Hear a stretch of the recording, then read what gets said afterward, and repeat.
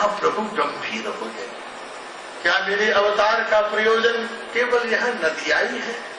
पृथ्वी के अन्य जीव क्या मेरे प्रेम से वंचित हो जाएंगे?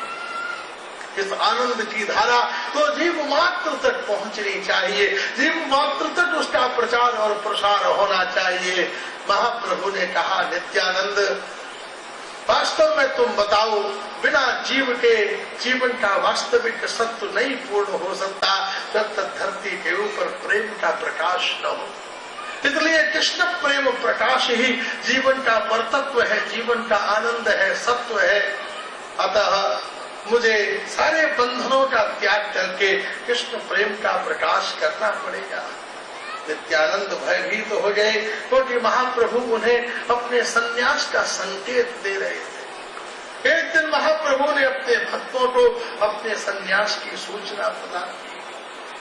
महाराज, यह सूचना जब सची मैया के पास पहुंची तो एक दिन श्रीमद महाप्रभु से सची देवी ने कांपते हुए हृदय से पूछा, निमाई, मैं ये क्या सुन रही हूँ? मेरे कानों में ये चर्चा पड़ी है कि तू संन्यास लेना चाहता है, तू मुझे छोड़ना चाहता है। निमाई ने कहा, हे मैया, ऐसा कौन से शास्त्र में लिखा हुआ है कि माँ का त्याग करो? माँ का त्याग, सन्यासी माँ का त्याग नहीं करता, माया का त्याग करता है। सन्यासी वह नहीं है जिसने माँ को छोड़ दिया, अरे सन्यासी वो है जिसने माया को छोड़ दिया। सन्यास का अभिप्राय है माया का त्याग, सन्यास का प्रयोजन माँ का त्याग नहीं है। और मैया, मैं तुझसे सत्य कहता हूँ, माँ की आज्ञा के बिना तो कुछ भी नहीं किया जा सकता। संसार का जीव बड़ा कठोर हो गया है, उसका हृदय वज्र के समान कठोर हो गया है और उसके कठोर हृदय में मुझे कृष्ण प्रेम की धारा बहानी है। हे भैया, तो मुझे आज्ञा दे, मैं संन्यास लेकर धरती के ऊपर कृष्ण भजन का प्रचार करूं, कृष्ण प्रेम की धारा का प्रवाह करूं। सची मैया तो मूर्छित होकर गिर पड़ी। श्रीमन महाप्रभु ने अपनी जननी का मस्तक गोदी में रखकर उन्हें स्वस्थ किया। हे मैया, मैं तुझसे सत्य कहता हूँ, यदि तू मुझे संन्यास की अनुमति दे देगी तो दोनों को पाएगी, कृष्ण को भी पाएगी और निमाई को भी पाएगी। और यदि मैं कृष्ण प्राप्ति के लिए मैंने संन्यास नहीं लिया तो तू दोनों को ही छोड़ देगी, कृष्ण भी तुझे नहीं मिलेंगे और निमाई भी तुझे नहीं मिलेगा। मैया के मातृत्व के अंदर संन्यास की अनुमति प्रदान करना संभव न था। महाप्रभु ने अपनी ईश्वरीय माया का प्रवेश किया। मैया की बुद्धि सारे संबंधों से मुक्त होकर विश्व कल्याण के चिंतन में प्रतिष्ठित हो गई। हे निमाई, अच्छा तू संन्यास लेना, लेकिन मुझे कभी न त्यागना। लेकिन पुत्र, ये बता, विष्णु प्रिया का क्या होगा? महाप्रभु ने कहा, मैया, विष्णु प्रिया साधारण स्त्री नहीं है। विष्णु प्रिया को मेरे संन्यास के उपरांत जो प्राप्त होगा उस आनंद के लिए देवता भी तड़पते हैं। विष्णु प्रिया के पास निमाई नहीं रहेंगे, लेकिन विष्णु प्रिया के पास निमाई का प्रेम होगा। विष्णु प्रिया के पास निमाई का विरह होगा। विष्णु प्रिया के पास निमाई का आनंद होगा। जीवन में कृष्ण से भी कीमती है कृष्ण विरह, कृष्ण प्रेम, जो विष्णु प्रिया देवी को निरंतर पोषित करेगा, संरक्षित करेगा और आनंदित करेगा। मैया से अनुमति लेकर श्रीमन महाप्रभु अत्यंत आनंद के साथ आश्वस्त हुए। विष्णु प्रिया देवी इस समय पितृगृह में गई हुई थी और जब उन्होंने महा सुना कि प्रभु संन्यास लेना चाहते हैं तो नंगे पैर ही अपने पिता का ग्रह छोड़कर दौड़ती हुई विष्णु प्रिया देवी महाप्रभु के पास पधारी और आंखों से सत सत अश्रुधारा बहाती हुई श्रीमन महाप्रभु से पूछा, क्या तुम संन्यास लेने वाले हो? महाप्रभु ने कहा, शोभने, तुम्हारी प्रसन्नता और सहमति के बिना निमाई संसार में कुछ भी करने वाला नहीं है। तुम्हारी सहमति ही जीवन का पूर्ण आश्रय और अभिप्राय है। तुम ही मेरी प्राण के समान मेरे अंदर रमण करती हो। किंतु हे देवी, ये संसार का जो जीव कलिकाल के पाश में आबद्ध है, उसका मंगल कैसे होगा, हित कैसे होगा, इसलिए तुम मुझे संन्यास की अनुमति प्रदान करो। विष्णु प्रिया मूर्छित होकर गिर पड़ी, किसी भी कीमत पर वो अनुमति नहीं देती थी। और तब उसी समय महाप्रभु ने शंख चक्र गदा पद्म धारण करके महाविष्णु रूप में प्रकट होकर चतुर्भुज रूप विष्णु प्रिया जी को दिखाया कि हे देवी, मैं कोई साधारण नहीं हूँ, मैं स्वयं भगवान हूँ और विश्व कल्याण के लिए धरती पर आया हूँ। विष्णु प्रिया देवी ने आंख बंद कर लिए कि मेरे कक्ष में ये कौन पुरुष आ गया, मेरे नाथ निमाई कहाँ है, मेरे स्वामी कहाँ है। दूसरे क्षण विष्णु स्वरूप अंतर ध्यान हो गया और महाप्रभु प्रकट हो गए। महाप्रभु की आंखों से सत अश्रुधारा बहने लगी। हे विष्णु प्रिया देवी, तुम्हारा प्रेम ब्रह्मांड में श्रेष्ठ है। तुमने मुझ जैसे भिखारी ब्राह्मण के लिए नारायण का भी परित्याग कर दिया। शंख चक्र गदा पद्म धारण किए हुए मुझ नारायण को तुमने त्याग दिया, मुझ जैसे गरीब भिखारी ब्राह्मण के लिए। हे विष्णु प्रिया देवी, यदि तुम मुझे संन्यास की आज्ञा दोगी, मैं निरंतर तुम्हारे पास रहूंगा और तुम निरंतर मेरे दुर्लभतम उस विरह प्रेम का आस्वादन करोगी। और महाराज, मैं आज अभी थोड़ी न जा रहा हूँ, बस अनुमति ले रहा हूँ, विचार कर रहा हूँ, तुम्हारी प्रसन्नता जानना चाहता हूँ। विष्णु प्रिया देवी कभी भगवान का दर्शन, कभी गौर का दर्शन करते करते छोटी सी अबोध विष्णु प्रिया देवी महाप्रभु के आनंद में इतनी डूबी थी, कभी विरह की वेदना और कभी आनंद के सुख में। उन्होंने कहा, हे स्वामी, मैं वह कार्य करने में क्या कभी बाधा पहुंचा सकती हूँ जिसमें मेरे प्राणनाथ की प्रसन्नता हो। जिसमें मेरे प्राणनाथ की प्रसन्नता है वही वास्तव में मेरा धर्म भी है, मेरा आनंद भी है। महाप्रभु प्रसन्न हो उठे। अच्छा विष्णु प्रिय, तुमने बहुत अच्छा किया जो मुझे अनुमति दे दी। विष्णु प्रिया ने मुंह बंद कर लिया। नहीं, मैंने अनुमति नहीं दी। स्वामी, तुम बहुत छलिया हो, तुमने घुमा फिरा कर मेरे मुंह से अनुमति निकलवा ली है। इस संसार में कौन सा ऐसा जीव है जो श्री कृष्ण संकल्प के विरुद्ध कुछ कर सके। कृष्ण संकल्प जो हो जाए उसे छोड़ना किसी का सत्व स्वभाव नहीं होता। 1.5 मास तक, इस लीला के 1.5 महीने तक महाप्रभु गृहस्थ लीला करते रहे। अत्यंत भाव से सची मैया की सेवा, विष्णु प्रिया देवी का सेवा, नदिया वासियों के मध्य में कीर्तन, अद्वैताचार्य हरिदास, मुकुंद मुरारी आदि के बीच में अत्यंत आनंद की मंगल धारा का वो प्रवाह करते रहे।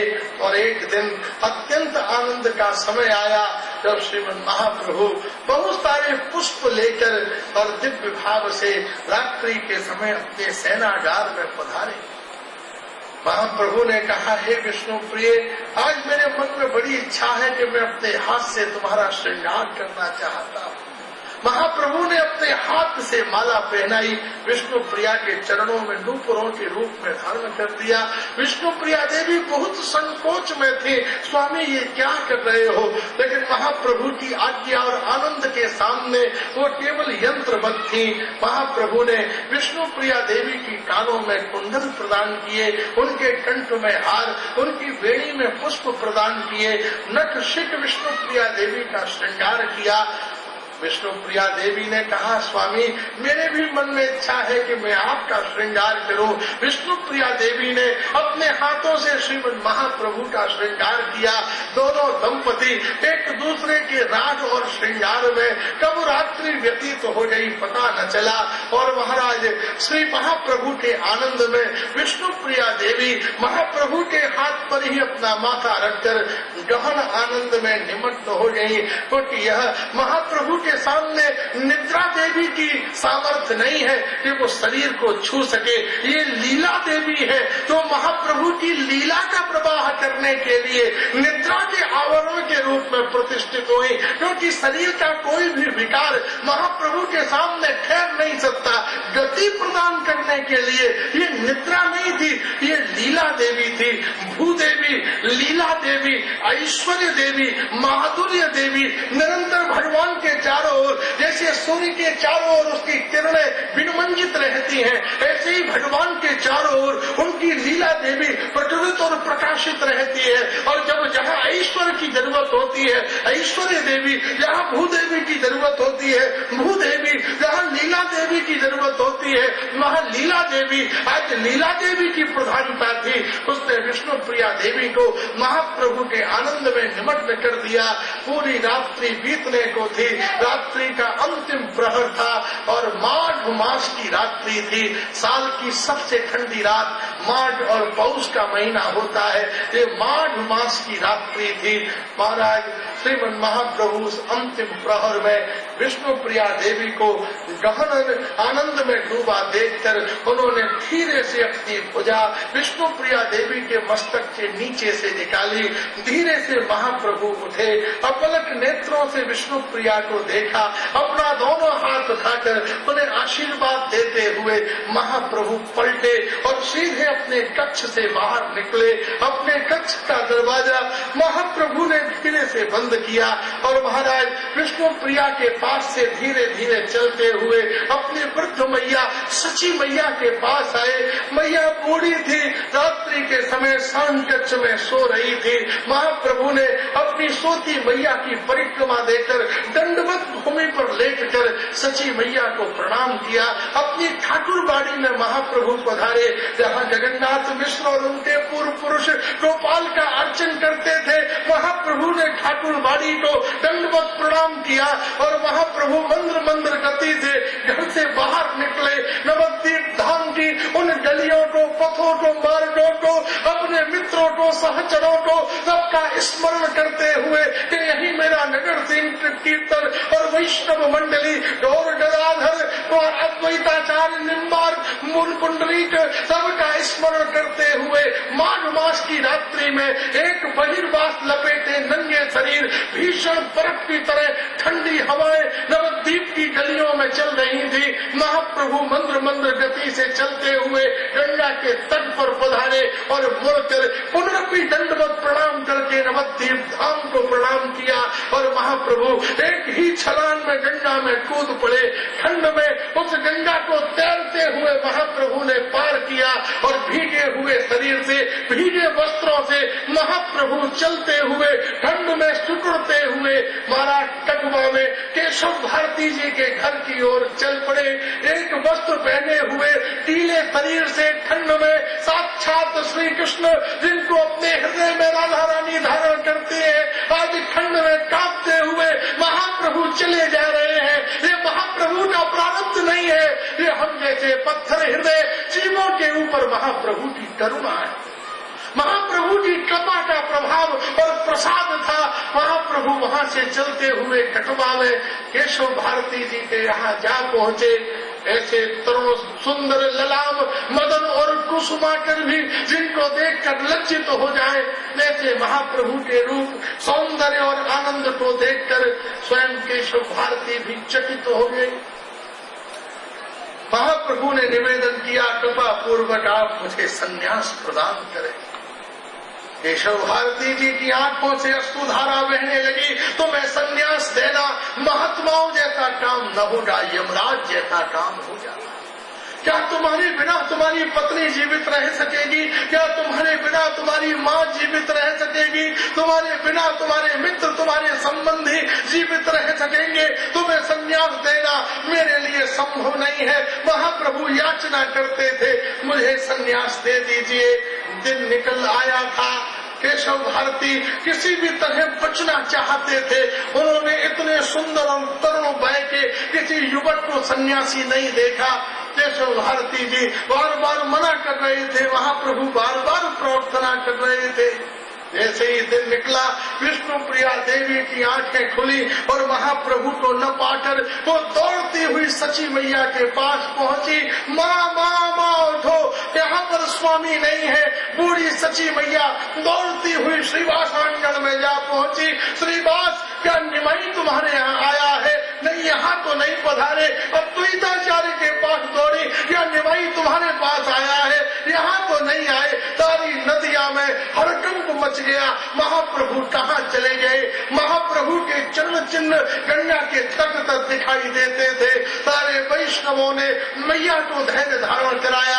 हम अभी ढूंढते हैं। नित्यानंद प्रभु, अद्वैताचार्य, श्रीवास, मुकुंद मुरारी गंगा पार करके कटवा की ओर दौड़े और वहां जाकर जब उन्होंने देखा कि महाप्रभु केशव भारती जी के सामने प्रार्थना कर रहे हैं, हाथ जोड़ रहे हैं, गिड़गिड़ा रहे हैं कि मुझे संन्यास दे दो, जिनकी आज्ञा पर सूर्योदय होता है वो हाथ जोड़कर निवेदन कर रहे हैं कि मुझे संन्यास दे दो। कटवा वासी एकत्रित हो गए थे, सबके हृदय फटे जा रहे थे। केशव भारती जी बहुत दुखी हो रहे थे। वो कहते थे कि आपको संन्यास देना संभव नहीं है। तुम अपनी माँ से पूछ के आए हो। हाँ, मेरी माँ ने मुझे आज्ञा दे दी है। तुम अपनी पत्नी से पूछ के आए हो। हाँ, मेरी पत्नी ने भी मुझे आज्ञा दे दी है। नहीं नहीं, मैं ये विश्वास नहीं कर सकता। तुम्हारी माँ तुम जैसे पुत्र को संन्यास देने की आज्ञा दे दे, तुम्हारी पत्नी कामदेव को भी लज्जित करने वाले अपने पति को संन्यास की आज्ञा दे दे, ये सर्वदा असंभव है। तुमने कुछ बात घुमाई होगी, माया फैलाई होगी। जाओ तुम दोबारा पूछ कर आओ। और महाप्रभु वही नंगे शरीर फिर से कटवा से नवद्वीप की ओर चल पड़े। थोड़ी दूर महाप्रभु गए थे कि केशव भारती के अंदर अत्यंत करुणा उत्पन्न हो गई कि मैं पुनर्पि महाप्रभु को यहाँ से और नवद्वीप तक भेजूंगा। इनको कितना कष्ट होगा। ईश्वर की लीला को कौन परिवर्तित कर सकता है। और महाप्रभु ने मुड़कर जब केशव भारती जी की ओर देखा तो उनके हृदय में कृष्ण प्रेम जागृत हो गया। इस धरती के ऊपर कृष्ण नाम की मंदाकिनी धारा को कौन प्रवाहित करेगा। और उन्होंने आवाहन किया, आओ मैं तुम्हें संन्यास देता हूँ। संन्यास के लिए केश कर्तन करना आवश्यक था। नापित को बुलाया गया और जैसे नाऊ ने आकर महाप्रभु की कुंतल अलका बलियों को देखा, वो मूर्छित होकर गिर पड़ा। तो हमें केश काटना ऐसा लगता है मैं किसी के पुत्र की हत्या कर रहा हूँ। ये कुंतल केश काटना मेरे लिए संभव नहीं है। महाप्रभु ने हाथ जोड़कर कहा, नापित तू मेरे संन्यास में व्यवधान मत डाल, मुझे विलम्ब हो रहा है, तू जल्दी से मेरे केश काट दे। क्या मैं आशीर्वाद देता हूँ तेरी 7 पीढ़ियों में कृष्ण प्रेम प्राप्त हो जाएगा। तू मेरे ऊपर कृपा कर। सारे के सारे देवता भी रो पड़े। जिन भगवान की आज्ञा से ब्रह्मांड स्थित होता है वो एक नापित के सामने हाथ जोड़कर गिड़गिड़ा रहे हैं। किसके लिए? हम मनुष्य के उद्धार और कल्याण के लिए। महाराज भगवान की माया से वशीभूत उस नापित ने श्रीमद महाप्रभु के कुंतल केश काट दिए। एक एक लट कट कट के भूमि पर आती थी। ये महाराज जिस तरफ की लट गिरती थी उस तरफ के खड़े लोग बेहोश होकर गिर जाते थे। कटवा का सारा प्रदेश मूर्छित होकर गिर पड़ा। महाप्रभु ने गंगा जी में कूद कर स्नान किया। केशव भारती जी के पास बैठे श्रीवास, अद्वैत, मुकुंद, नित्यानंद, इनकी दशाओं की कोई सीमा न थी। और महाप्रभु ने केशव भारती जी के द्वारा हम तुच्छ विषयासक्त बदांध जीवों के कल्याण के लिए एक दिव्य संन्यास धारण किया। महाप्रभु सन्यासी हो गए। महाप्रभु का असीम तेज